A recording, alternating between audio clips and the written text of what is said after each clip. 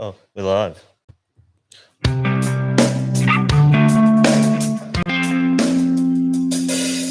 Did you just start the show, Adrian? Oh, yeah. Because I was not prepared for that. But here we go. We are back with win against Tide. Massive week.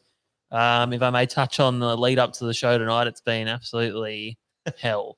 We've had cords break, so I had to run down to JB Hi-Fi and get us a new USB cable. And we've got one of our microphones out of action tonight, so Joey and I will be sharing a mic. So if you notice some mic sharing between myself and Joseph, that's what's going on. All COVID safe, of course. I'll be wiping the mic down before Joe goes near it. But yeah, a bit going on. We have a big guest in the studio today, don't we? We do. And he's actually, Joey's doing the drum roll. He's actually been involved in catching one of the longest fish at Liberty that we've ever heard of. So welcome, Ryan Gazzola. Thank you. Good on you, mate. Thanks for coming on the show. Now, it's been a big week or so for yourself. So we'll just sort of take ourselves back, and we're going to talk about your fishing trip that you had. When was it? About Saturday. Last Saturday? Yep. Yeah. That's right, because it was Father's Day when all the tuna retrieval went down. But so yourself and how many friends? So me and two others. Yep. So you went out of San Remo, yeah? Yeah. Yep. So chasing the big bluefin. Yeah. Do you want to give us a quick little trip report? Tell us exactly how it went down. Where did you actually start your day? Like, what made you want to go to do this trip? Oh, well, on the Sunday, it was my mate's birthday. So we went to Complete Angler and got a few rods, some barrel rods. Yep. And What kind of rods? what was it? It was a Tiagra, T-curve or something like that. So you literally just went to a tackle shop and go, look, I want to chase some barrels. Yeah. Give us some rods. Yeah, and you just said, yep, I'll grab what you're telling me. Yeah, basically. And then, of course, the Tiagra 50. That's I knew to go in there and grab that.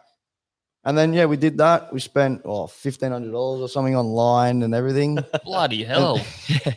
Good birthday presents. Yeah. And then on Friday, we decided, let's do it all over again. Let's just go off and buy another outfit, more lures and everything.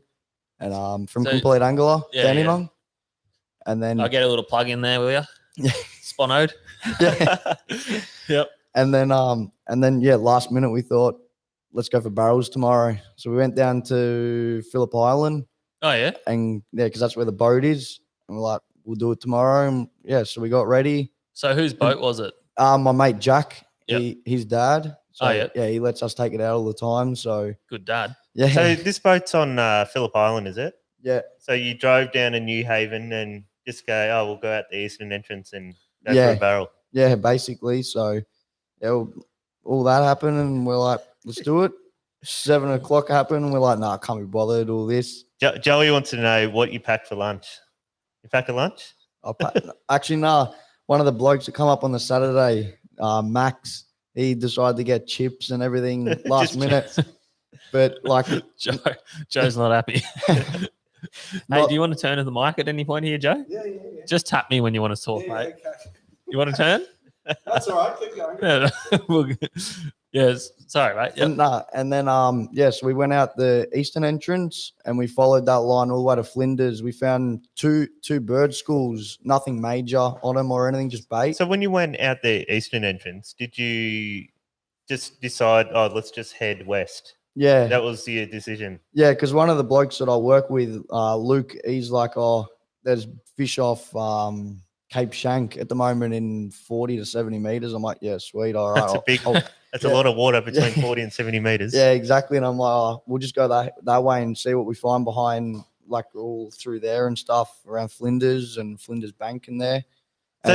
So tell us your history on tuna fishing. Have you caught many tuna before this day? Yeah, so last Portland for Sharkman, I went out a few, maybe 8 to 10 times, and I chased the schoolies in Portland. So you've been deckhanding for one of the local fishing charter boats. Yeah, down at Portland. Yep. Sharkman Fishing Charters. I went decking for there for a year, and I did my first Portland season last year.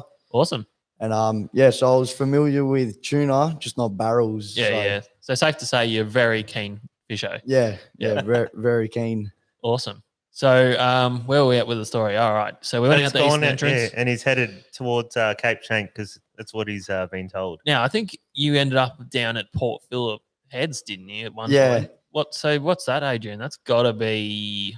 Oh, from San Remo, that's a long way. That's about 80K. Yeah, 80, 90K or something like that. Yeah. So big run. Yeah. So you went down there. Is that where you hooked your fish, or? Oh, so we went there and like I heard of reports and stuff. Like in 70 meters, my mate Damien, he gave me a ring. Goes, get to 70 meters if you want to get a fish. Is this Captain Cooked?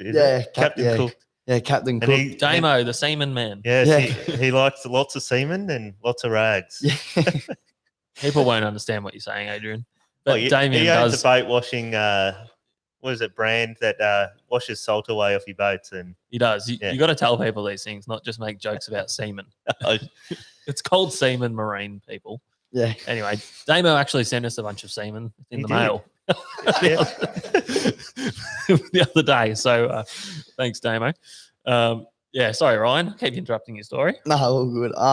So we got off the rip in 60 meters, 70 meters. Like, there's nothing here. Like, let's turn around, and we're just like, what a waste of this time this was, and all this stuff, and like we're all getting grumpy with each other. So you're death spiraling, basically. That's when you start getting grumpy to each other. You go, fuck this, let's go home. And literally, like one of the Max, he was like, I've had enough of this. Like, I'm going home tonight, all this and all that. Like, we're going to go Sunday as well. Classic Max. And then what happened, like 15 minutes later, Max is like, what's that over there? Yeah. Like, whereabouts? He goes, off to the right. I'm like, I look there, 2 o'clock. And 2 o'clock. There was, 2 and massive, like just like a zoo. Zoo. Just, it was unbelievable. Every mammal in the ocean and every flying thing that can possibly see some pilchards down there, that was there. Yeah, basically. Stuff you want to see, basically. Yeah, and like I saw, like all I could see was the gannets just flying around at the time, and I'm like, they're not doing much. I was waiting for them to double back, and then one double back, another one did, and then just one dove, 2, 3, and I'm like, get them out. So you're on behind the wheel, or you're putting the spread out? What's going on here? No, I'm putting the spread out. Jack's on the wheel. So so we get the spread out, spreader bar, everything. The last rod, I was confused on where I wanted to put it, whether I wanted to put it in. Yeah. So so you got 4 rods out already, and then you're putting the 5th rod out? No, we only had 4 out. We only had 3. Spread. 3, yeah, we had 3 at the time, and I'm like, I'm just gonna chuck this here, like heck, it'll do. Yep. And 30 seconds later, I turned my head. I had turned my head to see where the birds are. They're above us. I looked down. And you still got the rod in your hand, do you? No, the rod's in the rod holder. And all hell broke loose after that. It just took off like a rocket. I'm like, this is a big one. But like, it was a bit scary because there was seals and everything around. I wasn't sure for the first couple of hours what it was. So Ryan, who jumped on the rod once it took off? I was pretty fast to get over there because we were talking about the day before, who's on the rod, who's on this. I'll go, mate, don't worry about it. Like, it's going to be rare if we hook up. So we all said, no, you're on the rod if it goes off. I'm like, yeah, no worries. All through like tuna fishing before and like all that experience. And he's like, yeah.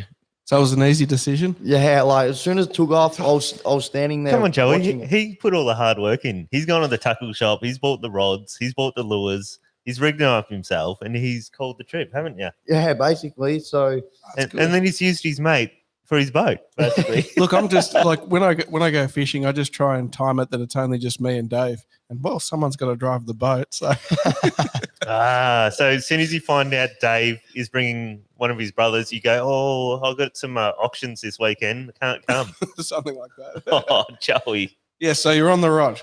Yeah, so like I took off out of the rod in the rod holder. I was like, "Yep, here we go." I'm just saying, like, get all the other rods in, get all of them in. I'm standing there just with this rod, just making sure nothing happened. Like, we had no lanyards or anything. That's how last minute it was. Did it dump a lot of line on its first run? the first run took, I reckon, about 300 to 350 meters of line. Like, Oh, man. massive. Did you have braid backing on your Tiagra, or was it just mono? Nah, just all mono, 37 kilos. All right. But like at the tackle shop the day before on the Friday, I was like, mate, if this thing takes more than 150 meters on its first run, I'm walking away from the rod. Like, I don't want to deal with it. And this thing took 350. And hang on, Ron. We've got a little bit of inside word what happened with this hookup here, because I believe it's probably your guys' first barrel and it's really exciting. But you guys were quick to jump on social media, grabbing your phones out. And do you want to tell us what could have almost not happened? Oh, so yeah, well, the rod's off, and I'm like, I got to get a video of this because this is sick. Like, doesn't happen very often, local especially. So I'm on my phone videoing it, and this fish just started coming kind of towards the boat. So I had to wind real fast. Yeah. I'm like, drive. And what I've actually done is I've hit the drag off strike all the way into just about free spool. So it was about 2 kilos of drag, if that. And it was backing up like a bird's nest. So it's Joey. made a new sound. Yeah, basically. Like it was Instead very, of "Rawr," it's going.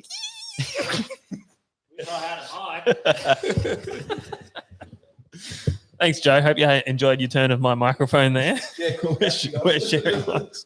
Yeah, I did see that on social media. You nearly bird's nested it and would have been game over. Oh, straight away. Like I was pretty quick to put my hand on the spool when that happened. Like I don't know. I just put my hand on the spool for some reason, and then I realized straight away, oh shit, I've hit the drag down. Yeah. I've got to put it back up to strike. And this fish started coming towards us, and I'm like, nah, it's all over. Like, it's all over. Like, I didn't realize it was coming towards us. Yeah. And I'm like, drive. And he's driving. And then just all of a sudden, like, after 5 seconds of going 35 kilometers, I think he was going. Shit, that's quick. Finally, we got tired again. Yeah, it's nerve-wracking because sometimes that happens and you drive and you're like, is it still on? It's still on. And then you see the lure flapping around behind the boat on the surface and you know you've lost your fish. So, hey, Joe, have a turn. So, Ron, so you've almost hit it into free spool and it's almost bird nested. Were you able to make the bird's nest get back to normal, or did you just end up winding on top of the bird's nest? No, I was actually really lucky that once it did the bird's nest and then like I started winding, I only got 10 meters on it or whatever. And then he started driving. And like instantly all that line went out. Like it wasn't too bad. Like it was a bit loose, but like it wasn't a massive bird's nest, which we're very lucky with. Because if it was bad, it would have just busted straight away. So So this fight dragged on for quite a time. I believe it was almost 4 hours. Is that right? yeah, it was 4 hours, or maybe even more. And I believe your boys were giving you a bit of slack because they reckon you weren't strong enough. You had to put the rod in the gunnel to have a little bit of a break. Is that right? Oh, well, I guess I can say that, but no. So we got up to the boat after 3 hours or maybe 2 hours for the first time. Where like for the first 2 hours, I thought, nah, this is seal. Like I wasn't confident, and then finally I For saw 2 hours, you thought it was because every time I come up to the surface, there was always a seal like above it. I was like, nah, this isn't right. This isn't right. And then 2 hours, it come next to the boat, and I'm like, yeah, I see what it is now. So having had our fair share of seals, they don't go for 2 hours. I can tell you that. They definitely don't. If you were to hook them, not that we do. Yeah. Look, don't hook mammals, okay? No, it's the last thing you want to do. So you got it on the side of the boat. How did the end game go? You got gaffs in it, or what happened? Oh, well, the first time it come next to the boat is when, like you're saying, that I had to put in the rod holder because, like, my mates were saying, as soon as it's near the boat, you can't be harnessed up anymore. You gotta undo everything. So I did that and took all the gimbal and everything off because I thought, no, I'm gonna have to give him a hand. And he gets up and he's like, oh, hold the rod. I'm like, oh no, what's this? And then all of a sudden just took off again. I'm like, oh, here we go. And I was like, no, it's all right. It'll come closer to the boat again. And then it dumped about 80 meters of line. Yeah. I'm like, no, I need the gimbal back. So I had to put it in the rod holder, put the gimbal back on all by myself. And that's when they decided to take the piss out of me for a bit that I had the rod in the gimbal in the rod holder. They're calling you a woman, I think. There's a few words getting thrown around. I was like, 2 hours, and all they've done is stood there. There's plenty of chicks that get barrels in closer than 4 hours, Adrian. Well, this thing was a brute of a fish. How much did it go? Because you got it on the boat and you ended up getting it weighed. Yeah, so 135.4 kilos he went. Here it is. Yeah, right. That is So we- a beast of a fish. We've got a photo up here. So this is from this point onwards, you'd think the story's over, but this is where it actually becomes super interesting because what did you notice when you caught this fish? It had an appendage. It was wearing some jewelry. Am I right? Yeah, so like we got in the boat after the 4 hours, like slapped on the ground, and we're cheering. I looked down at my feet because it was on my feet. Like I was like, oh, get off my feet. Yeah. And I looked down, and there's just this tag hanging out. Yep. I'm like, what color is this? This isn't yellow. Yep. It was an orange one. Have you ever had a tag experience before? Because I believe you've actually recaptured a fish before. Is Yeah, right? I caught a tagged mulloway in Patterson River about 2 years ago, maybe. So you Really? kissed on the dick for recaptures. Yeah, I guess you could say that. And Oh wow. Oh, he's lucky. Yeah. and No, then- yeah. So it was out of the ordinary. It was Yeah. an orange one. And when you said I think you messaged us, Adrian or something. Well, what happens is his stepdad is a big Wind Against Tider. He listens to us religiously. Yep. How often does your stepdad listen to us? whenever we go, like whenever he's driving to work every Monday to Friday, it's always on. Whenever we got to go to family gatherings or whatever, it's always on. Yeah. Like, Right. every time I'm in that car, it's on. Oh, well, good on him. What's Yeah. your dad's name, by the way? Ben. Ben.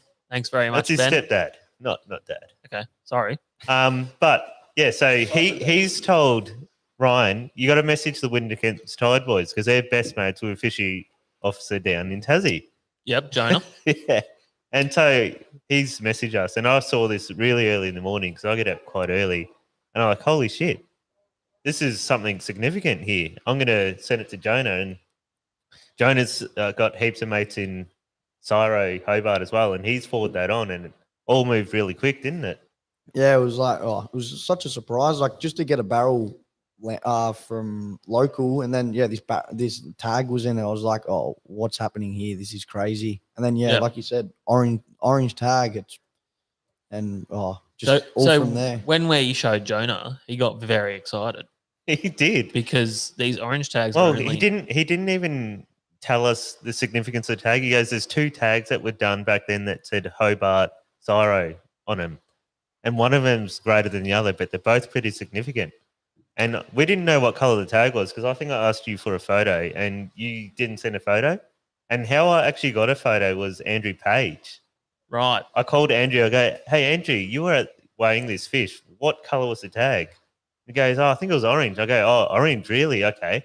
And I relayed that message back onto Jonah, Yep. and Jonah's just frothing. He's like, oh, my goodness, this is the ultimate tag. Yes. He's like, oh, you need to get that head. I'm like, oh, really? So I actually called Ryan and go, where's the head? Do you have the head? And you're like, no, it's in the bin at Hastings. So this is where it got really, really dicey because I had a bit of an inclination that I wasn't going to make it to the boat ramp in time to get this head. So I've called Dave and I said, Dave, can you please go down to Hastings and guard this fish? I need it. Yeah, well, here was me enjoying my first Father's Day with the family. Yeah. And Adrian calls me up to go dumpster diving for a buddy bluefin frame. So I was actually on the way back from Father's Day brunch, and you called me, and you're like, Dave, we've got to get this fish out of the bin before the rubbish truck comes and steals it. So I went straight there, and lucky I did because the rubbish truck literally pulled in behind me. So another 2 minutes, you wouldn't have got there before they took this fish. Oh, goodness no. And apparently this fish is so significant that the guys from Syro would have actually gone bin scabbing through the tip to try and find it. It's actually true because she would have. So yeah, I've got a bit of a clip here of just how close we were to missing out on that fish. Here we go. So there's some tuna in this rubbish bin now.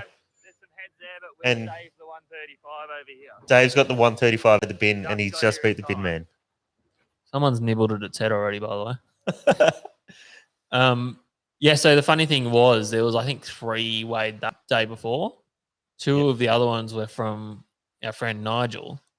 And I actually called him. I said, did you put the heads of your tuna in the bins at Hastings? He goes, I'm like, damn it. How am I going to know what's what? And he goes, oh, no, you'll know because we cut the heads off our one with a recip saw. Yeah. So straight up I went to the bins, had a look, and there was 2 that had clean cut at the back of the head. And I found this other one, Ryan's fish, with the frame still in the other bin. And half a face missing too. Don't forget that. Yeah, it had been through the wars. You stealing my mic, Joe? Yeah, so I beg to ask the question. So why the head? What was the golden precious treasure? Okay, with the so head? the orange tag is very significant, more significant than the others, Joey, because there's actually a chemical element injected into these fish called strontium chloride. And this strontium chloride is like a dye. So they inject it into the fish, and what it does is it leaves a dye around the otolith. So as fish grow, the otolith gets bigger, and the outer... Whoa, slow down, Batman scientist. Yeah. What's an otolith for people that are not familiar with that? So an otolith is an ear bone that every fish has, and it helps them balance and hear things. And yeah, it's just a coordination thing that helps them get through the ocean. Yep. And what scientists collect these ear bones for is because it can give them great information about how old a particular fish is. And it can also tell which area in the world it's actually spent most of its life cycle in, because the otoliths have different elements on them and stuff, and every ocean has different grades of elements in them. So they can say, oh, this tuna's lived in the Pacific Ocean, or this tuna's lived here because it's got more of this kind of element. So on this it. magic tag's got some kind of chemical that went into it. Yeah, when it strontium chloride. Yep. And that dyes the outside of the otolith, and that the outside becomes a ring inside. So now it acts as a day dot point. Hello. Hey, It wasn't the tag that had the dye in it. It was they injected it. they injected the fish with this strontium chloride. Yeah. Yeah. So Yes. then what happened, Adrian or Ryan or someone? Well, what happened is this scientist contacted us like immediately and said, I'm coming to cut this fish's head open to collect these otoliths, because there's 30 years of data on this actual ear bone. So they've flown out. They've booked a flight before we'd even got the frame back again, and they've flown out from Tassie. And you've stored the fish head in your freezer at work, which now stinks like have. tuna still. It does. The whole factory stinks like tuna. Did you get a whiff of tuna here when you walked in? Oh, no, not really. Oh, I'm glad it wasn't my that house. It was that nostalgic smell that you get when you pull up the Portland boat ramp after you've driven all night. You know that one? Yes, it certainly is. The manky tuna smell. Whenever we clean tuna in this factory, it kind of lingers for a week or two, and then it just dissipates and you're good again. Yeah. So we're in like a commercial set of factories here. So quite often we'll be driving around with tuna hanging off a forklift, and everyone else is driving through doing their normal day-to-day business, looking at us like lunatics, which we actually are. Yeah, so the scientists came, Dave, and Yeah, I've got a photo of you oh dear, up here being a citizen scientist, actually. there you are. There you are, using the standard scientific implement of a saber saw. Yeah, so here it is. I'm cutting into it here, and yeah, just slicing half its head off to get to the brain level. And so you got to basically slice half its head off to get to the brain area, and then she basically dissects this fish to get these little ear bones out, and they're very important to her. So very cool. So did we explain that fish is probably about 30 years old? Yeah, so this fish was initially tagged in Esperance, WA, in 1993. How's that feel, Ryan? That fish, way older than you are. Oh, yeah, by a mile. Yeah. So pretty crazy, how isn't it? old are you, by the way, Ryan, just for some reference? 17. So it's basically double your age, this fish. Yeah. Too much maths. Too much maths for it. Yeah. Fair enough. Fair enough. So let me get this straight. So The dye which formed around the otolith. Yep. The scientist was able to take out that otolith and by the dye stains figure out how old the fish was. Well, they on the can. ear bone. What they can do is they know the fish was originally caught when it was about 1 to 2 years old because it was estimated about that it was about 6 kilo, right? And so that starts as a day dot point where it starts as new history because there's a dye line. And then they can gradually see if there's 30 annual lines, it can line up with our annual years. That's fascinating. It really is. Hello, Dave, I'm back. you're back? All right. Yeah, Well, so I've actually got a video of one of the otoliths getting removed here. I don't know if you want to see this, guys, because here she is with her forceps. she's digging around in the brain mush. Yeah. Now, So the interesting thing, this is this huge fish, 135 kilo, but in comparison to something like a mulloway, these otoliths or ear bones are actually minute. So quite a hard task to extract them, I imagine. yeah. And then an even harder task to be able to view the growth rings. Yeah, so they basically slice them. How do they slice them? Vertically or? Yeah. So they slice the, yeah. Yeah. So horizontally it would Yeah, be. yeah, And then I think Joe already explained this, didn't he? yeah. They count the growth rings basically to get the age of the fish. Yeah. So this fish, because it was tagged at about 1 year old, should have that dye on their first growth Yeah, ring, should be in the inner circle. and then they'll be able to count from there. But we already know that it's, what did we say, 29, 30 years old, whatever it was. Yeah, exactly. Yep. So, it's been 29 years at Liberty. So Yeah. that is basically a record for a recapture in Australian waters that we know of. What do you think about that? Yeah, crazy. Like to catch, like I said, to catch the barrel local, it went 135 for the first one, and then Yeah. to have that orange tag, and then to find out that the longest fish in Liberty or something Longest fish at Liberty, yeah. in Australian history, or Well, so- that's that we know of, yeah. Yeah. So, yeah, basically with the otolith, the rings are like a tree. So you get annual rings around like a tree does, and that's how you age. It's very similar. Yeah. Um, So we will follow that with interest because obviously Adrian's scientist lady friend, what was her name again? Sorry? her name was Dr. No, I don't know if she's a doctor, but Naomi from Cyro, Hobart. That's right. So Naomi, because she's being able to secure the frame and everything, can now extract way more information than she would have otherwise. So we're going to learn a whole heap from that fish into the future, and hopefully it'll help the fishery. Well, absolutely. That's the plan. And they got 30 years of data. And when they were taking these fish in the early 90s, these fish were, I think the stock levels were under 10%. Can you believe that or not?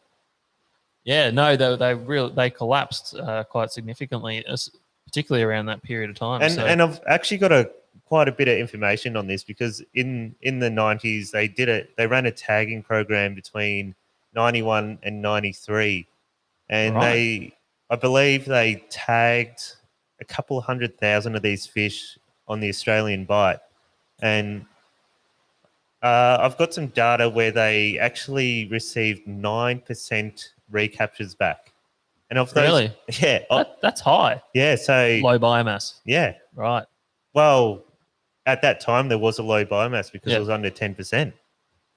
Yeah. Yeah, and of those 9% that got recaptured, they were able to get about 65% of the heads back to examine the otoliths.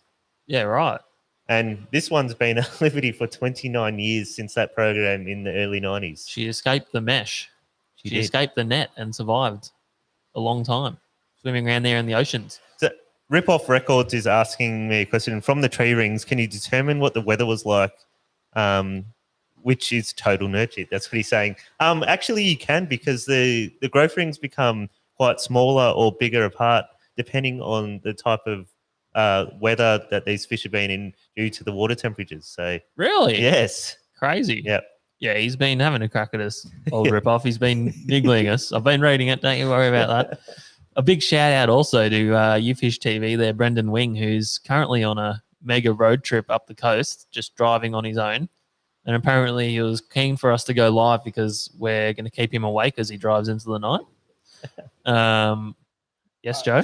Joey's got something to say. What do you got to say? No, I Joe? just want to do a shout out to Benny Wang, who's driving all the way up to Sydney, New South Wales, or thereabouts. And Port Stephens is he going? Right? Cool. Look, I know that he'll be stopping at a McDonald's somewhere along the way. For a McFlurry. No. Brendan actually has trained me. He's trained me how to order McDonald's desserts perfectly. This is a Brendan Wing-ism. You order a coffee frappe and get this. This is where my mind is blown. You don't have it with whipped cream. You get the whipped cream substituted out of the coffee frappe and you ask them to put ice cream. Oh, shit. Wow. Well, really Joey, good, that was Joe. a tangent of you again, Joey. Yeah, I'm just going to. I don't think I'll give him the mic back. Until he's Now- got, because Joey does want to talk about some stuff later on. So, And there's Ryan. a couple of shout outs to the Crumb. Yeah, the crumb. Where's the crumb come from? Captain Cooked. He's given you that nickname. Yeah. Why? You don't know? Nah. I guess out of nowhere, a few nicknames come up. There was Crumb, Crumpet, Cupcake. Is this because you're a crumb in footy? Like, do you play footy? Yeah. And are you a crummer? I was when that nickname got given to me, but Holy okay. nah, not anymore. Yeah, Marlon Blackford's on there actually giving you some stick. Oh, No, he's no. calling you a barrel hero. I'll take that. How does that feel coming from a TV superstar like Marlon? Oh yeah, he's been on a couple of TV channels, hasn't he? He's fished with PW. He's fished with who's he fished with? Reedies. He's fished Yeah, with yeah. And his dad's a bit of a megastar too. yeah, Bit of a Blackie. star family, that one. Yep. So he's actually, if you go on Nepean Highway, there's a big picture of Blackie on the complete angler on Nepean Highway there. Is there? Yes. At People- Moorabbin. People might remember Blackie from back in Youth Fish Secret TV Silvers. days, but he's actually just one of those freakish fishers. Always catching. He wins a lot of the snapper competitions. And yeah, he's just always amongst the fish. Whatever he tries to catch, he seems to excel at. So good on him. He certainly does. Now, we want to run through a. Well, yeah, we'll just quickly wrap up that tuna quickly. Yeah, so yeah. we're waiting on results for these otoliths to get analysed, and then we'll know exactly how old this fish is. And it's estimated to be between 30 and 31 that we know of. So we'll know very soon. There's 29 years at Liberty. And look, I got a shirt for being do? for number one bin scabbing. I don't know if you can say that. Yeah. No. You certainly It's got some chromosomes and some stuff on there that we don't understand. But Adrian's really upset because he was the one that got the stinky factory and they gave him no shirts. Well, I believe there's going to be an article written by Jonah and Naomi as a combined fisheries / Cyro research team.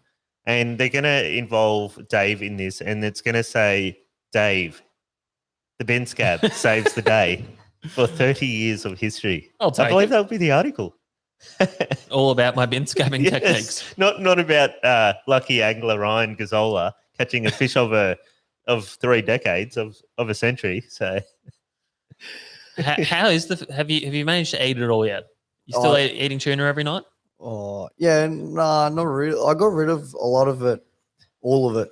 So I think Jack and Max, they ate. They ate a lot. Yeah. Don't eat tuna? No, I do. I love tuna. Like as soon as I caught it, I'm like, oh, I'm gonna love eating this. Yeah. And then before you knew it, some was gone. More. Oh, you, I go into the esky and there's none left. I'm Yeah. like, oh, there better be some in the fridge. So how do you store this fish? Do you leave it in bags in fridge, or do you lay it on top of the ice in the esky and just chop at it? Nah, yeah, I just laid it in, on top of ice in the esky. You've learned. Yeah. How did you learn that technique? it's a good technique. I don't actually know. I get, Right, Ryan, you Italian?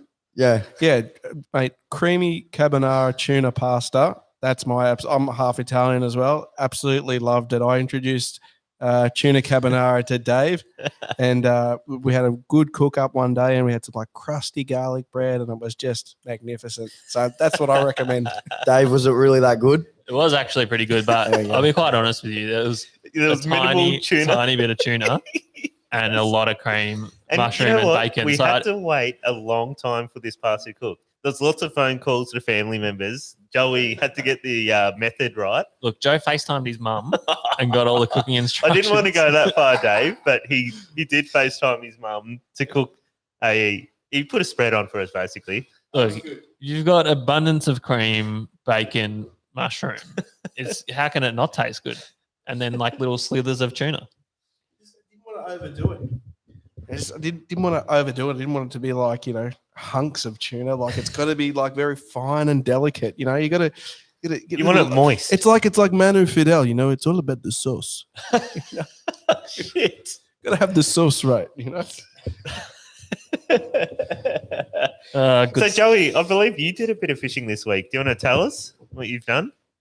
Oh, look, I've been getting the itch. I'm a real estate agent during the day, and look, I've had some really amazing barrel fishing with these wonderful boys here, but I've had some time restrictions lately, and I've just been getting around VR fish. They've been releasing the Stonker Metropolitan trout. So a Stonker trout is a trout over 4 kilos. Yeah. And there's been this amazing program where they've released all these huge trout in all the metropolitan lakes. And I've been messaging Winger, who's been all over all of these large trout. It's funny. He's told me his mind is completely occupied about how to catch big trout. Yeah, and how do you go about catching big trout? Because these are stock trout, Joey. Well, it's evolved since when we first started talking about it. Once we first started talking about it, he said, I need power bait. He sent through a message at like midnight to our group chat. He goes, I need power bait. And it's like, why? And apparently they get fed power bait when they're stocked. I don't know if that's true or not. Okay. But And how many trout did you catch on power bait? You got a tally there? Well, so we'll fast forward the story so Brendan, the fantastic fishing mind he is, goes into full hard analytics about what would be the best way to catch a big trout in the smallest amount of time. And when I caught up with him Sunday, he was there with his son Finn, and Finn explained to me that him and Dad had worked out that 60 trout got released out of all the metropolitan lakes. So their chances per square meter to catch a big trout was far greater than the other larger surface area lakes. So he's done some mathematics to enhance his chances of catching one of these rainbow stocked trout. Yeah, it seems like a pretty sound Now plan. we got some footage of you fishing here, Joey. So we're going to play it here. Yeah, looking. Here we are. And what do we have here in the wild? We have ourselves a wild jogie. So today we're going to fishing with the male species of the variety of the male jogie. As you can see, it's got quite an uncoordinated gait, and it flaps and flops what appears to be a primitive type stick with a rope attached, possibly made of human hair. There it is in its natural environment, most likely standing on a tripod. Yes, there it is. Be very, very careful. You may see it fall in and drown in its own juices. Hello. See if we can attract it with a mating call. Oh, shit. Yes, it worked. Yes. There's Winger with his best David Attenborough there. So, yeah, no, I went the full hog. I met Brendan and Finn down at Casey Fields on Sunday afternoon. I brought my waders. After hearing Brendan almost drowned in the reeds, I decided to bring my waders and wade past the reeds to get like a nice primo spot to cast for trout. Brendan did actually catch a small male trout. It wasn't that small, but look, his picture was quite. It looked like a decent fish, but he caught it on. Picture. What's that? Are you trying to say that Brendan's picture was potentially a bit misleading and it made it look bigger than it was? I thought it was a good fish, but anyways, that whole power bait message at 12 o'clock meant nothing because he caught the damn thing on a little lure. Yeah, right. So there you go. Joey, do you actually know I went out fishing this week too? What on the trout? No, because I have a little wager myself. It's a little secret wager, but I actually like to get the first snapper of the season between us boys. I did it last year secretly, and Yes. I've done it again this year. Oh, I can't wait to hear about And this. How did your fishing go? And I actually don't tell the boys that I'm doing this. I'll wait till I catch a fish and go, yes, I've done it. I got the first one.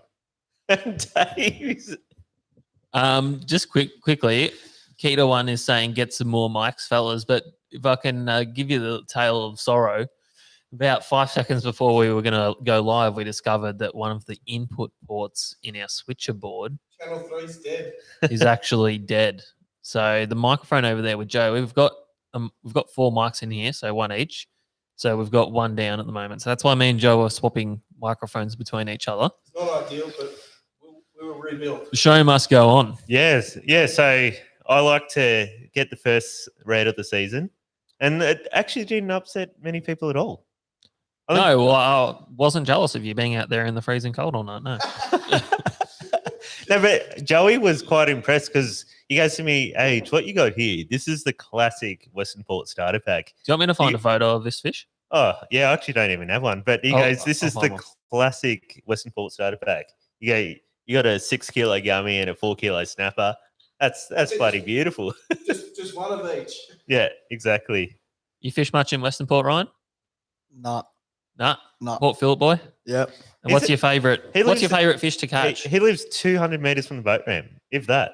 Oh, yeah, I wouldn't even go that far. I reckon Yeah. about 50 meters. I got a question for you, Ryan. Did you snapper season last year in Port Phillip? Yeah. Yep. How'd you rate it? Oh, can be honest. It was actually like, it was not too bad, I guess. There were a lot of little fish, but other than that, it It was a shit year, just say. yeah, basically. Yeah. Well, was it like you were like on spots where there were small fish and then you would get the odd big one, or what? Oh, Oh my goodness, there's me holding this mega red. I've done it, guys. I've beat everyone. Yeah, he's a dark fish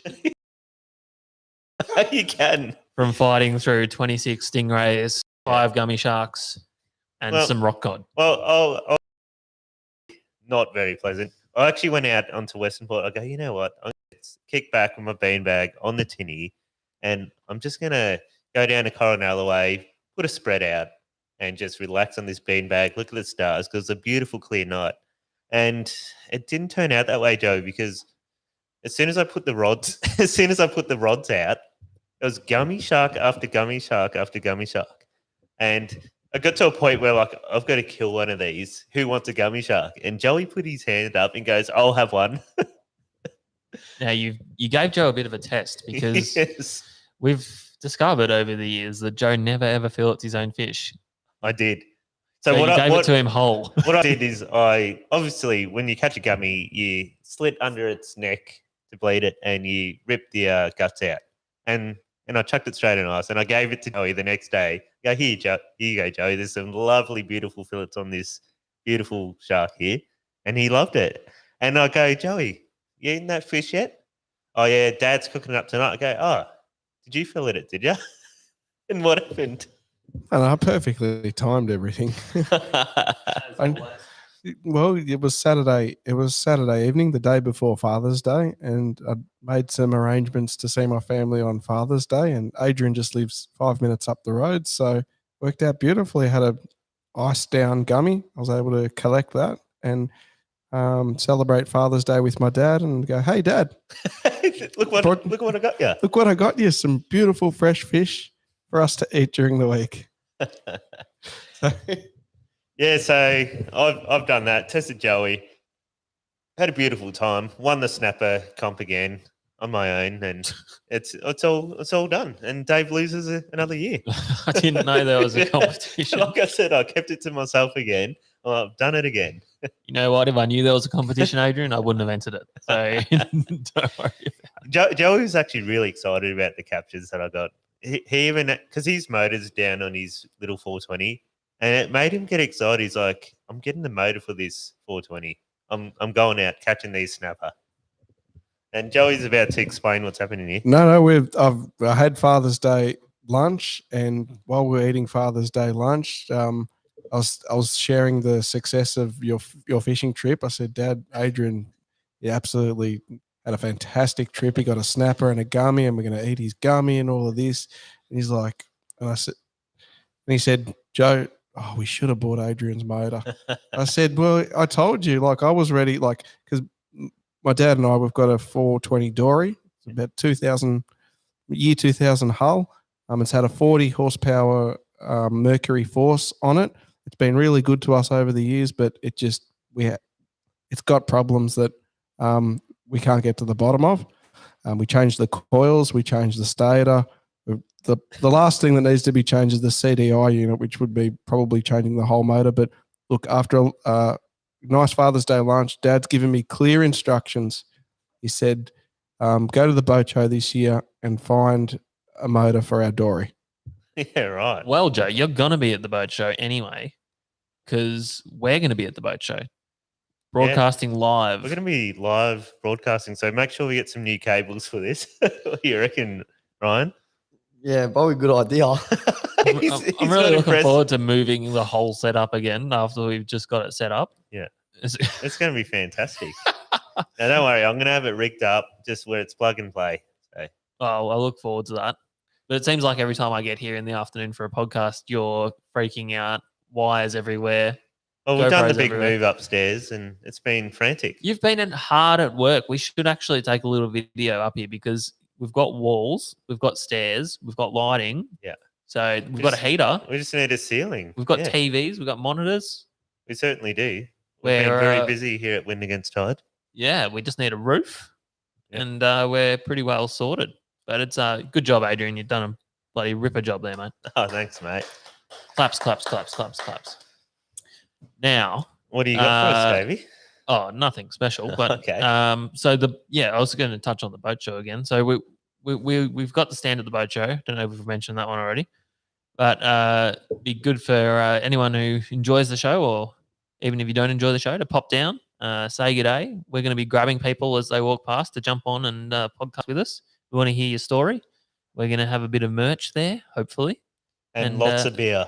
Should be a good time. So 20th to the 23rd of October. October? I think so. Yeah, November, 20. October. Yep. In where is it again? It's at Docklands Yep. this year. So I think Ryan's going to be there showing off his tuna to everyone. Yeah, I'll walk in there with the tail, holding the tail like this. How's it going, mate? That's a great God, fishing mate. story. I'm pretty sure there's going to be all your favorite fishing celebrities are going to be there. Yeah, I actually think. Anybody know the preview of the lineup? Oh, what for the stage? We're not going on stage. We're doing our own thing. Like we're going rogue on this. Look, I saw Escape from ET is going to be there. I saw Fishing with Fergie. You got Pete, Dean, and Joni going to be there. Anyone seen anybody else that's going to be there?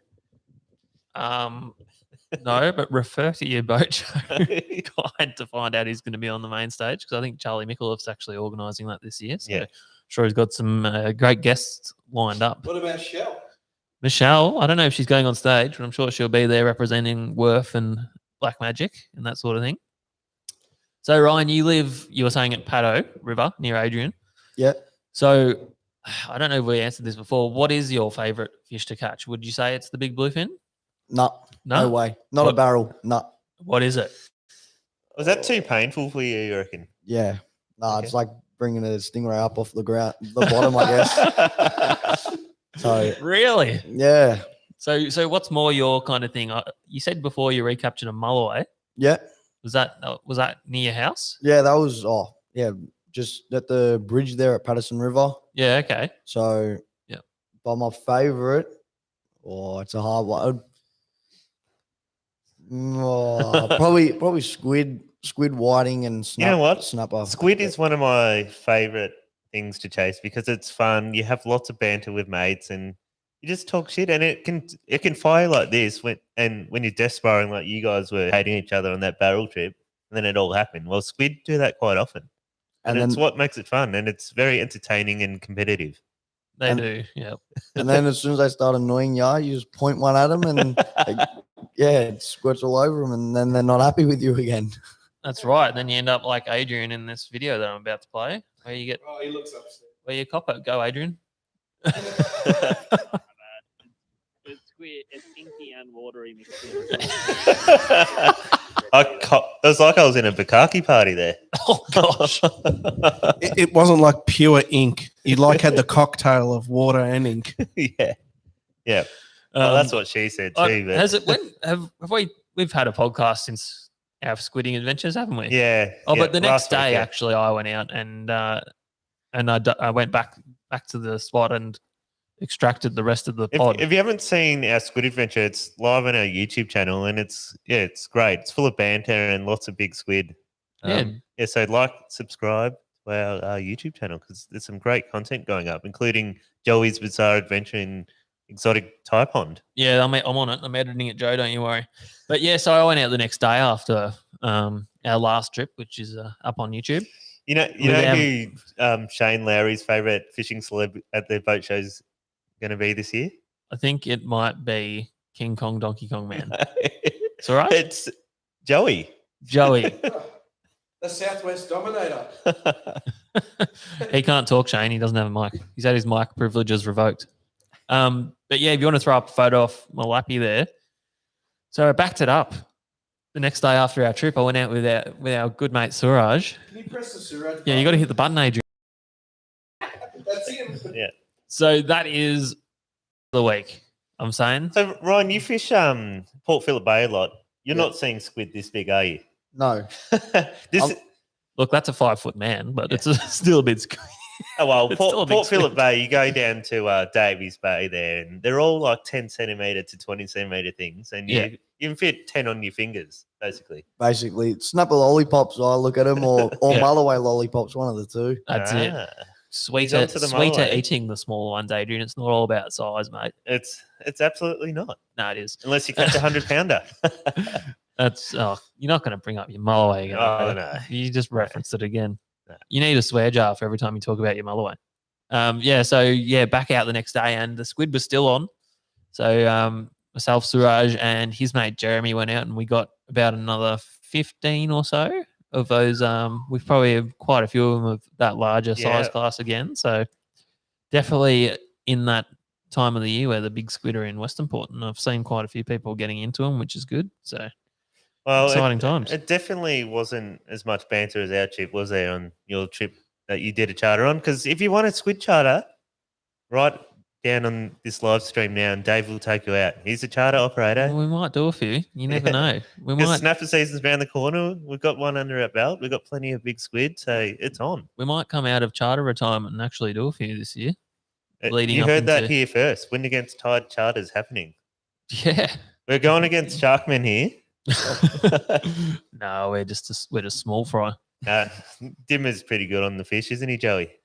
Joey's actually pretty good mates with Dimmer. Joe's got no mic. You on the mic, Joe? You got something? Dimmer, not Mark. Dimmer. Oh, not Dimmer, Marco. Yeah, yeah, That was true. Adrian's confused. Yeah, I am confused. Dimmer's the other Sharkman skipper. yeah. Good one. Yeah, Joey's mates with Marco. Yeah, Marco's a good fella. Got introduced to him. Was it back in when was it? I'm going to say 2012, 2013. I did a stint at AFN Fishing Network. I was between jobs. I got introduced to Justin Felix, Justin was a high school mate of mine, and he was good friends with Marco. And yeah, Marco, fantastic skipper, runs a great boat. And he's got a lot of talent on board by the sounds of it. I only he's met got Ryan a Barrel tonight. King now. Yeah, on he's, board. he's got a Barrel King on board. I guess you could go there. Hey, Ryan, do you want to show the lure? If you hold your lure up to this camera here that's pointing at you, look at that beauty. So it's about an 11-inch bullet head. And It's a black Pete. what would you call that color? That's it. Red bait.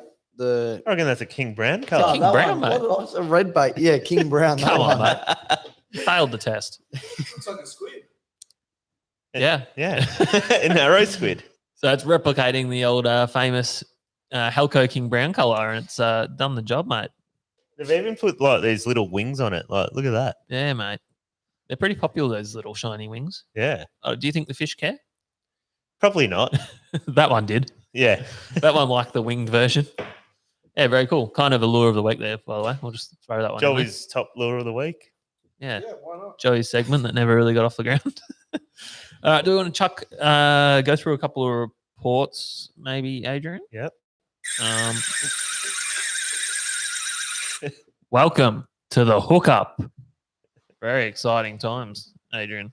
It is. So we're going to start off with the East Gippsland report, as always, from Simon, who's been good enough to send one through. Okay, so the Gippy report. Not a great deal of fresh mail in the last 7 days, but some good fish being landed in deeper section of Bem River around the Mahoganies on local fresh prawn and sandworms. Some reasonable sized salmon also landed close to the open entrance. Nicholson River is still producing quality fish, with a few trying close to the highway bridge at night with success. Also, some nice fish landed close to the river mouth. Trout season has opened, and many locals have had a crack in the upper reaches of the Mitchell and Dargo rivers.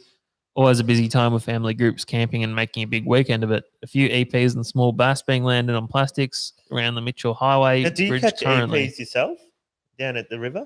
Me? Yeah. Oh yeah, a few. Not really my specialty, but They're top secret, Adrian. He's not telling you. Oh, he's caught a few. I'm sure he used them for mulloway bait. Look no, at him. I know a mate that's he's caught big EP fishing for mulloway, and I couldn't think of anything worse. Do you want to know a little throwback here? Yeah. Years and years ago, right, a netter out of Coronella netted a massive mulloway. Ah. And it was so big that it was like just amazing news to everyone, because there hadn't really been many really big ones landed recreationally in Western Port. I think it was about 50 pound, something like that, maybe bigger, which was huge at the time. Oh, absolutely. Now, Brendan Yeah. actually he was so enamored with this fish, he went and bought it off this netter, right? So he took it home because I guess he wanted to have a chat to the netter as well and get a bit of intel off him. So he took it home and he opened it up, and in its stomach was estuary perch. Oh, there you go. So they do like eating estuary perch. Maybe that's what I had in the back of my mind when I asked him if he uses EP for mulloway. Maybe, because they definitely like it. Do you want me to carry on with my report? Yeah, keep going with your report. Sorry, I just thought I'd ask him if he's caught EP down at the river. No, you're right, mate. talking about catching EP. No, you're a great presenter. Large mixed school of mullet, tailor, and small salmon in the strait at Painesville, taking both lures and bait. Midday appears to be the best bite window. Newlands Arm also producing a few bigger fish around the structure on plastics for persistent fishers. Several boats fishing the western grounds out of lakes scored on gummies last weekend, so only expect the traffic to increase with the warming weather. Not much else happening, but we're all looking forward to daylight saving starting and sneaking some trips in after work. Well, I can give you a report. There's 1 billion barrels out front of Port Phillip Heads. And Western Port. Yeah. And Portland. Yeah. And I think down bloody Warrnambool. They're everywhere. They're It's the absolutely plague of everywhere. barrels. And speaking of these tuna, after speaking to the scientists, her data is suggesting that these fish are moving more east every year. It's her favourite song, Scientist by Coldplay. Yes. So potentially we could have a world-class fishery in our backyard within the coming years. Well, we already do. Did she mention why she felt that we were seeing these fish come through Bass Strait? Well, all she said was that the fish are moving more east every year. So Yeah. what they were catching in the bite many, many moons ago, they're now in front of us. So Very interesting. that's all I can take from that. Something to keep an eye on into It the certainly future. is. Um, And poor Our- old Ryan here, he's given up. He's caught one at 135 and he's like, nope, not for me.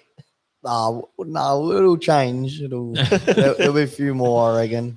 Yeah. But yeah, no, you'll be back. Oh, Everyone yeah. comes back. Joe loves it. He's always coming back for a bit of barrel action, aren't you, buddy? And just another one in from the Gippsland reports here. There's new ramp work happening at Conran. It's happened. It started. It's actually started, has Yeah, it? Shane's just written in here and he's told us this. So this could be, life-changing because it is a hell of a ramp. Well, I'll be surprised if I don't want to be a pessimist here, but I'll be surprised if they do a good job of it. Because it would need some serious work to keep that thing weatherproof down there. Absolutely. We'll move on to our Tassie report. Yeah. And I also do apologize if we get any feedback through the mics because there's no roof on the studio yet. So it's straight to the factory roof and it's hissing down with rain here because we live in Victoria and it's a hellhole. Yeah. So report in from Jonah. Over the past week, the options for fishing in Tassie has exploded with many different species now on offer for the initiated. I made a trip out of Eaglehawk Neck on Sunday, launching at Gentleman's Hours, 12:30 p.m, and headed straight to the Hippolytes. There didn't appear to be much life and bait fish around the usual landmarks, but luckily we spotted a small bait ball getting worked by 4 seals, ended up with a fat 30 kilo schoolfish, which is an odd size class F this time of year, as well as losing another 2. A few days after, another bloke in a small tinny went out and managed a very nice 35 to 40 kilo school bluefin. The bluefin appeared to be feeding on red bait and mackerel, as well as a few baby arrow squid. In addition to the offshore action, there has been a surprise run of Atlantic salmon in Tasmanian waters. A surprise run, you reckon? That's a loose way to put it, isn't it? Yeah. So I don't know if you've ever heard of this, Ryan. In Tassie, there's huge Atlantic salmon, I guess, pens that are farmed in the Derwent River there, right at the back.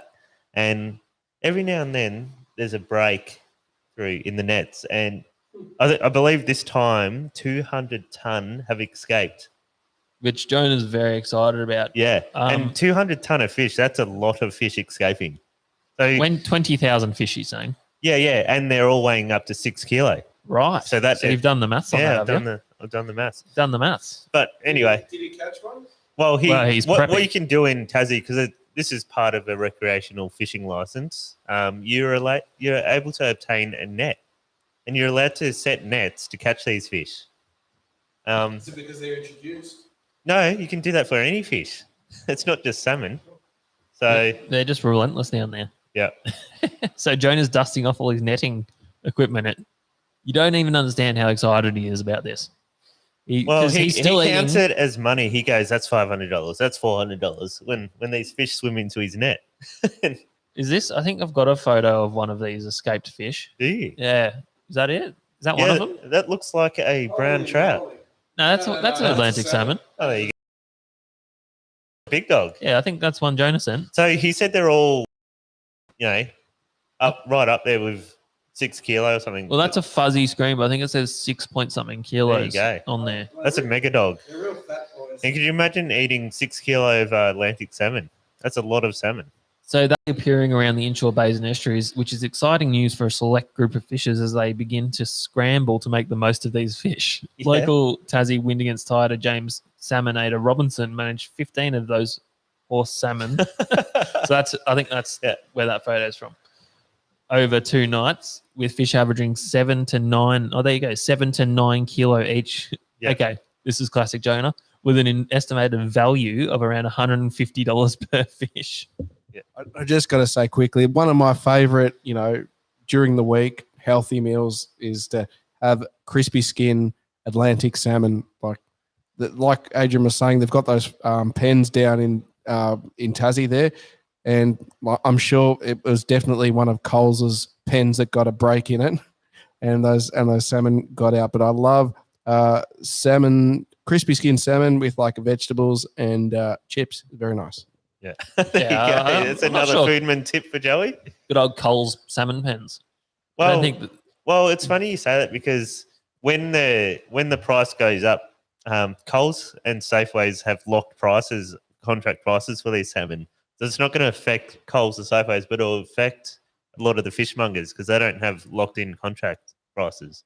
Right. Yeah. A bit of industry inside knowledge. It is because I do a lot of fishmongering too. Well, I work with a lot of fishmongers, so I hear all the intel, and no doubt salmon will be on the price rise like the fuel. Oh God! It's on its way up again, I think.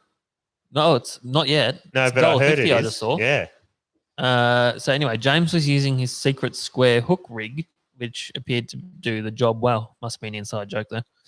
Another angler some 30 kilometres upstream from the main run managed to hook and land one of these fish today while spinning with a sinking stick bait off the rocks. So they're on the move, is what we're saying there.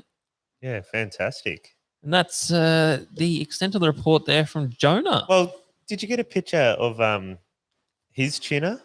Because he went tuna fishing as well. Yeah, no. On the back of these on. tuna reports, and He did send me one, and I forgot to save it. and he's left in a bit of a scenario where he wants to chase barrel squid or these large schoolfish, because he ended up going tuna fishing on the back of a report of 30 to 40 kilo fish getting caught, and he chose that instead of squid fishing. So he took his partner Helen, who's part of the Cyro research team, and yeah, so she caught this bloody big fish. I think it was about 35 kilo or something. Was Oh it, Dave? no, you've gone too early. I haven't got it ready yet. Oh, you haven't got it ready. I'm about to. Oh no, something's happened. You know me and technology, Adrian. Yeah. Hang on, I'm sending it again.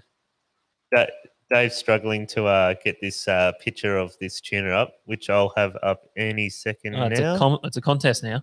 So Now, when we do get here this she photo is up here. eventually, So I've got it up here, You and bastard. there's the hippolyte rocks in the background. you know that photo is not of a tuna. That photo is not of Helen. That people like rock.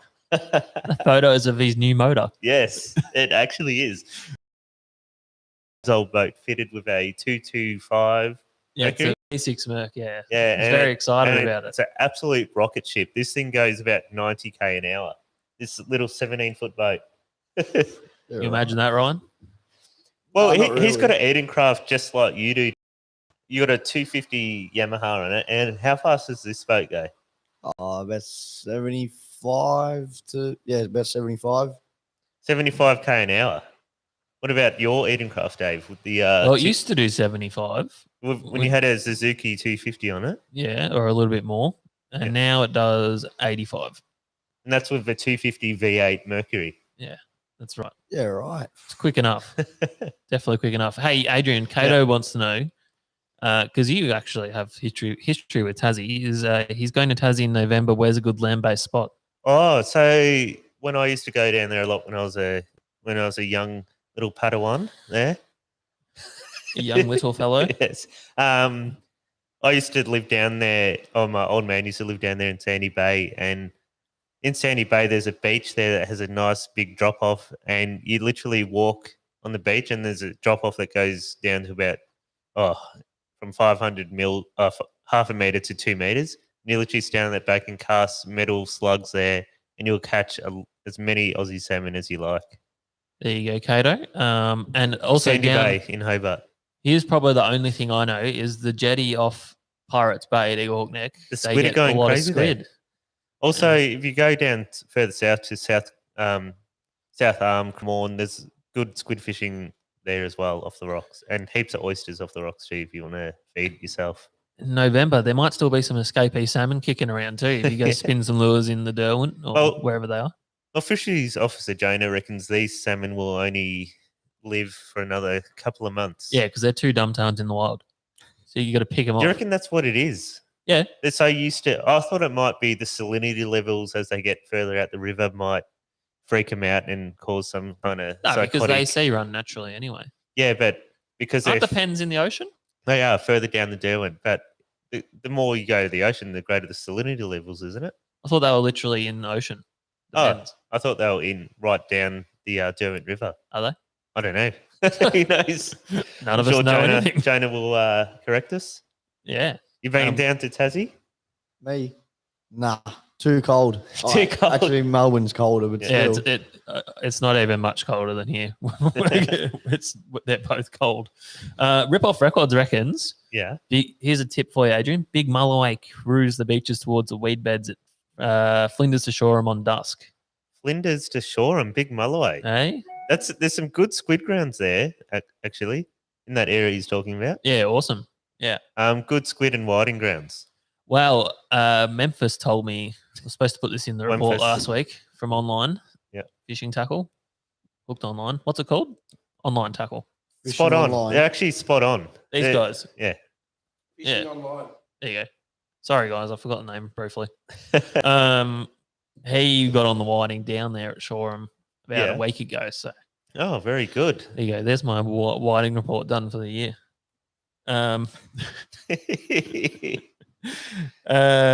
Yeah. So still running through the reports, I guess. Are we? We kind of are. Yeah, you still got more reports, No. do you? No. Not really. I've got big squid written down. Oh. Which we've already talked about. Yeah. So that wraps up the fishing. You got any fishing reports, Ryan? Caught anything other than giant tuna? Or me or someone else I know, or Just whatever, mate. Yeah, Uh, what tickles your pickle? we'll go. So Marlon Blackford and Jack Anderson with their 95-kilo barrel. Yep. Oh, on Sunday. congratulations, Blackie. 6 Blackie meter Junior. jack. 6 meter Jack And and mini 6 meter Blackie. Jason. Yeah. Lots of barrels, basically. Yeah, Dimmer as well. Dimitri, can't say his last name. Not even gonna try. Garfluket. No, I can't either. Close enough. Yeah, he got a nice barrel as well. Yeah. So I think Dimmer's had a great season. He's probably caught 4 or 5 Yeah. locally as well. That's more than us, Dave. Oh no, we better go again. Yeah, so lots of tuna. Oh, and also the snapper up off Coronel. Adrian managed to catch one, so there must Yeah. be heaps of them. Yeah, I'm a gun when they're out on the bite. That's right.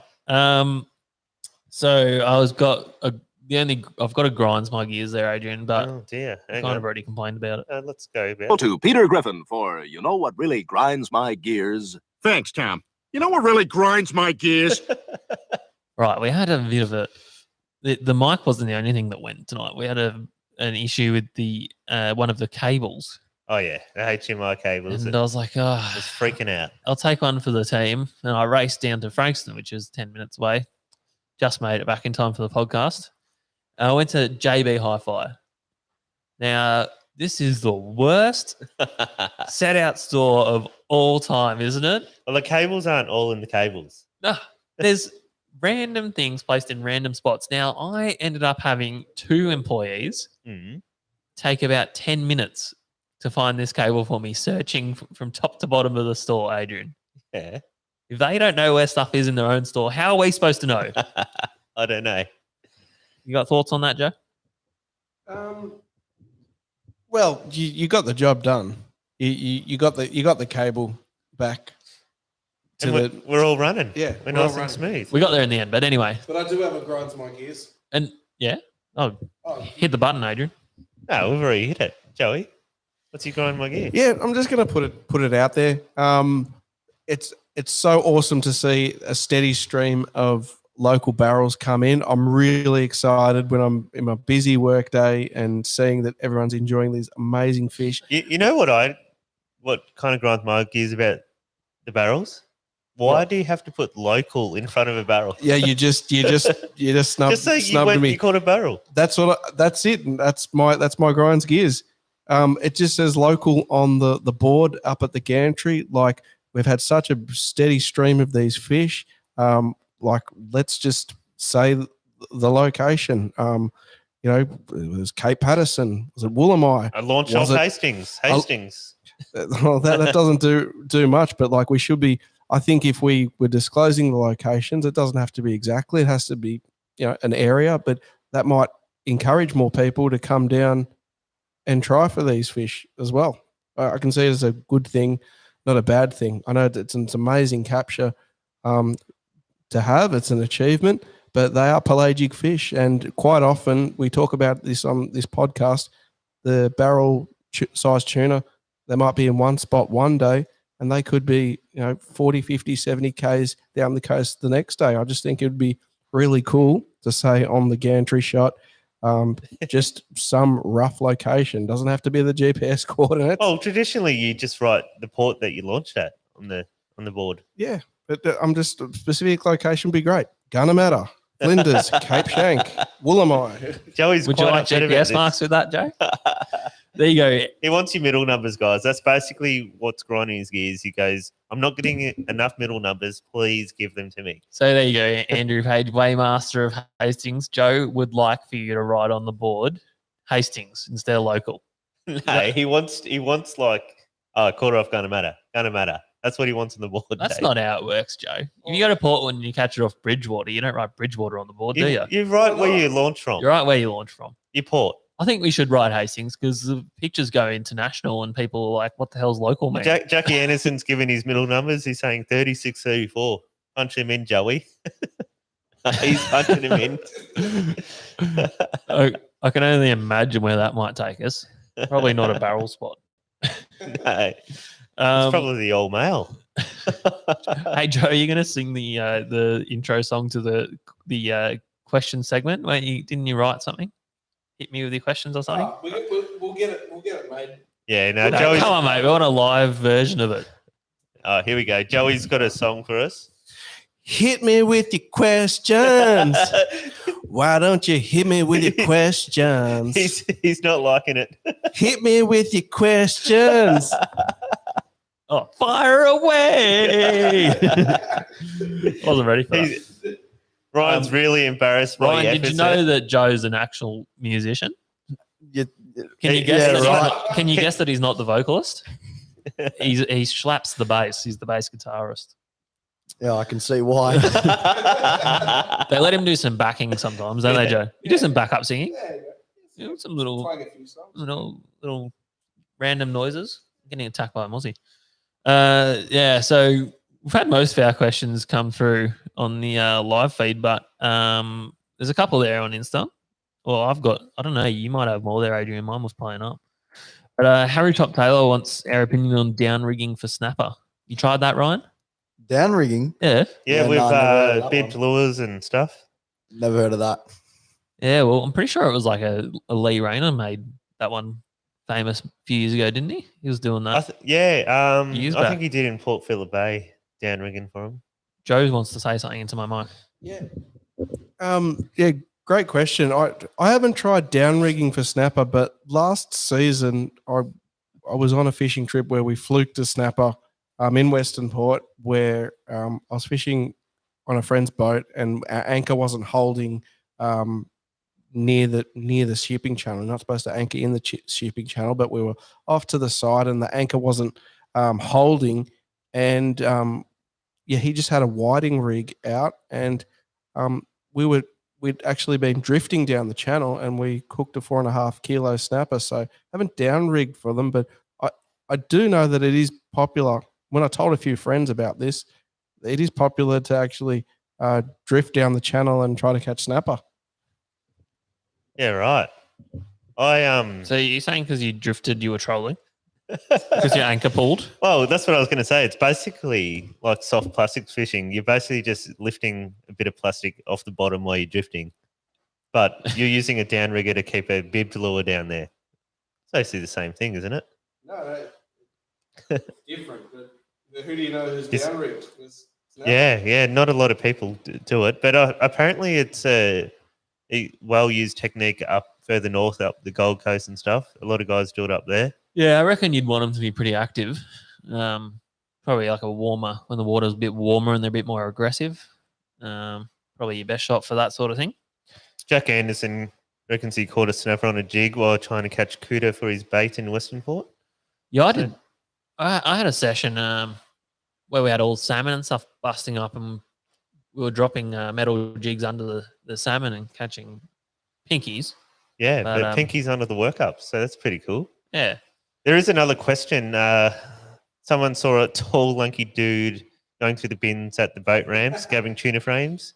You lads know anything about this? Well, we now know that Dave's new nickname is called Dave the Bin Scab. Yeah, but that wasn't me, obviously. I'm not lanky. Very well proportioned. Must have been someone else. Keep an eye out, people. How do you feel you've been called lanky? Tall and lanky. I've been called a lot worse. No, I'm not too worried about that. Don't you worry about that. But yeah, no, everyone needs to be really wary. There's some shifty people hanging around boat ramps, going through bins. It absolutely is. Definitely not me. Jonas sent through a question for you, Adrian. Yeah. If you didn't run your own refrigeration business, that's what you do. Ah, Well, you just built podcasting studios. I do. What job would you have? What job would I have if I wasn't a refrigeration mechanic? You know what?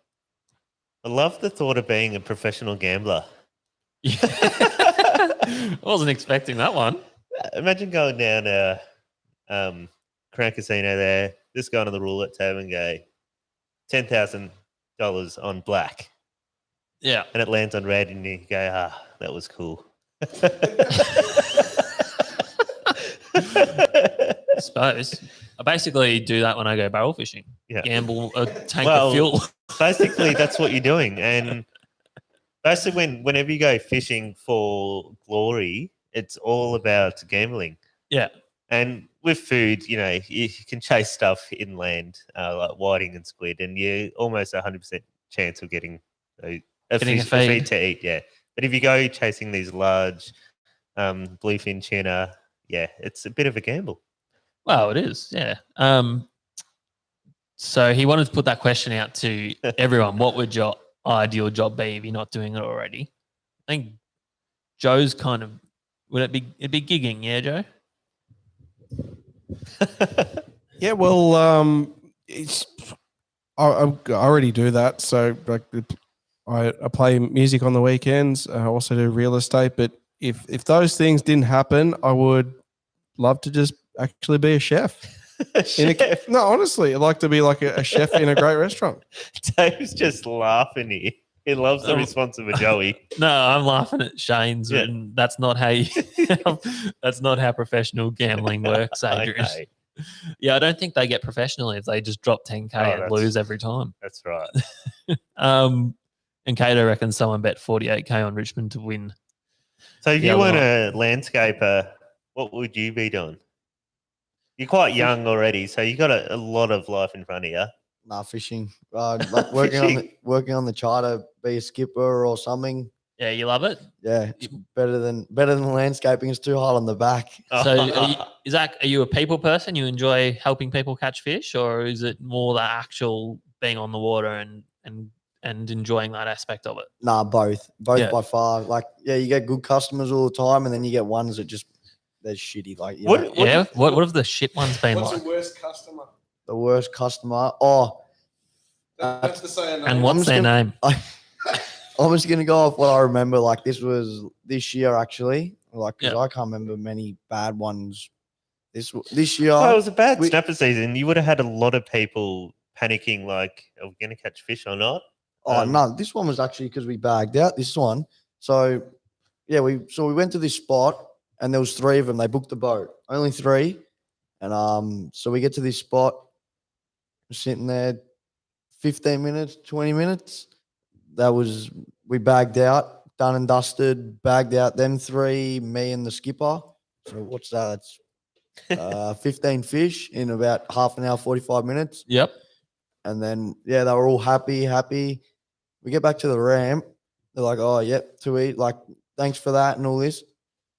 About half an hour later, the boss rings up and Marco rings up and goes, what happened? They've just left a bad review that you bagged out too fast and all this. And we're like, this doesn't happen all the time. Like, how can you be upset about that? Like, Yeah. if they wanted to have the full 5-hour experience and different story, like we would have just taken them to all the bad marks and then gone to the best marks for the last like 20 minutes to bag out. So you were too successful for your own good.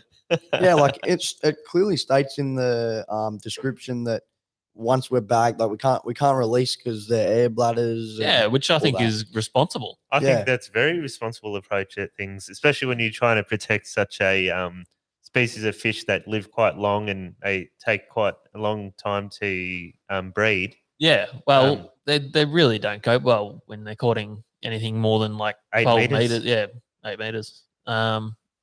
With the barrel trauma. So to keep catching and releasing just to fill your 5 hours in, it's not really responsible fishing. Absolutely So not. I say good policy. Yeah, and What? Paul Ryan here got bagged out for it. For Oh bagging yeah, out. exactly. But But otherwise, you've had mostly good interactions with your customers. there's some real like you get like especially snapper season's the one that I do the most. There's always like work breakup and like all Yeah. that and like they're all best mates working together. Like They're all on the just- beers. yeah, taking the piss out of each other on the beers. I just want to go out for like a day on the water and then they catch like one snapper and they're all going ballistic. They're like it's unreal. Like Yeah, that's because really they good. already don't care about the fish. They're just there to get drunk. Yeah. So basically any yeah. fish is bonus. So they're probably the best customers to have, I'd say. Yeah, it's really good to have them on board, and then like you get the ones that always come out. What's that called? The Regulars. Yeah, the regulars. That Yeah. one. Yeah, we get a few The of them. Sirages. Adrian's a regular for me. Oh, God, no. Keeps coming fishing all the time. I've not turns been up. on that blue boat in a long time. You actually haven't. I freaking love that blue boat. Yeah, she's a good vessel. The old Extreme. Yeah, so I think we've run for quite a long Yeah, time an hour and tonight. 25 minutes. But, So yeah. we're doing well. Yeah. Well, thanks for coming on, Ryan. When we do get these results in from the scientist lady, Adrian's mate. Yeah. Naomi. From Syro Hobart. We're going to Yes. have you and your crew here on the casting couch.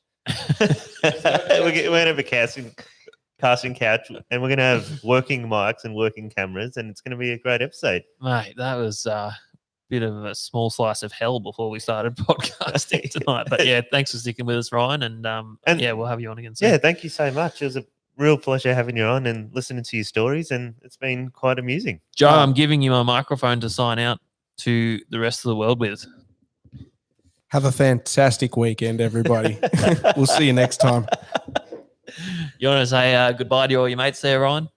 See you later, guys. Thanks for having me. And say, been a blast. don't forget to like, comment, and subscribe to Wind Against Tide. There you go. Like, comment, subscribe to Wind Against Tide for all the fishing reports And the all the banter. all the and banter. the banter.